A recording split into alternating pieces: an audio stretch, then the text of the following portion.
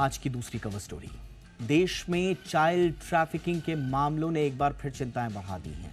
जी हां, child trafficking ये शब्द आपने अरसे बाद सुना होगा, लेकिन अगर आपके कानों में ये शब्द नहीं गूंजा, इसका मतलब ये नहीं है कि ये समस्या देश से खत्म हो गई है। देश में चाइल्ड ट्रैफिकिंग यानी कि बाल तस्करी, बच्चों की तस्करी बढ़ रही है।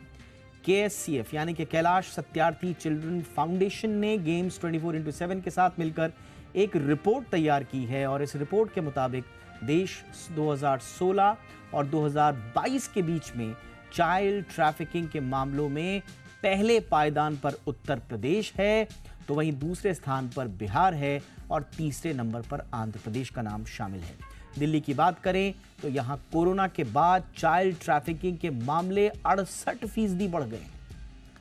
इस रिपोर्ट के मुताबिक साल 2016 से साल 2022 तक 21 राज्यों के 262 जिलों में बाल तस्करी यानी कि बच्चों की तस्करी के आंकड़ों को जुटाया गया।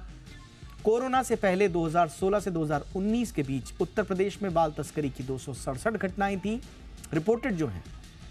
ज्यादातर मामलों में तो रिपोर्ट नहीं होती हैं, जबकि कोरोना के बाद 2021 से 22 के बीच यह आंकड़ा बढ़कर 1214 हो गया। यही नहीं, कोरोना के बाद कर्नाटक में 18 गुना बाल तस्करी के मामले बढ़े। ये घटनाएं 6 से बढ़कर 110 हो गई। इस रिपोर्ट के मुताबिक 18 साल से कम उम्र के 13,549 बच्चों को बाकायदा समय रहते बचाया भी गया। बचाए गए बच्चों में 80% की उम्र 13 से 18 साल की थी, जबकि 13% की उम्र 9 से 12 साल और इसमें 2% से ज्यादा बच्चे 9 साल से भी कम उम्र के बच्चे थे।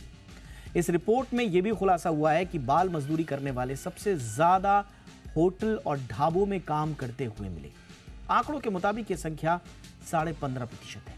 वहीं ऑटोमोबाइल या परिवहन उद्योग में काम करने वाले नाबालिगों की संख्या करीब 13% है, जबकि कपड़ा उद्योग में 11% से ज्यादा नाबालिग मजदूर काम करते मिले। रिपोर्ट में कहा गया है कि 5 और 8 साल की उम्र में बच्चे कॉस्मेटिक उद्योग में लगे पाए गए।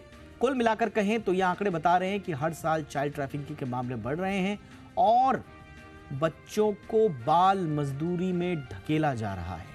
तो इसलिए इस पर समय रहते यदि पॉलिसी हमने सुदृढ़ नहीं की तो हमारा भविष्य जो है, हमारे बच्चे, हमारे नौनिहाल, देश का भविष्य जो है, वो इसी तरह से बाल तस्करी का शिकार होते रहेंगे और हमें अपने भविष्य के बारे में एक बड़ा प्रश्न चिन्ह जो लगा हुआ है उसको हटाने में मुश्किलात होती रहेंगी।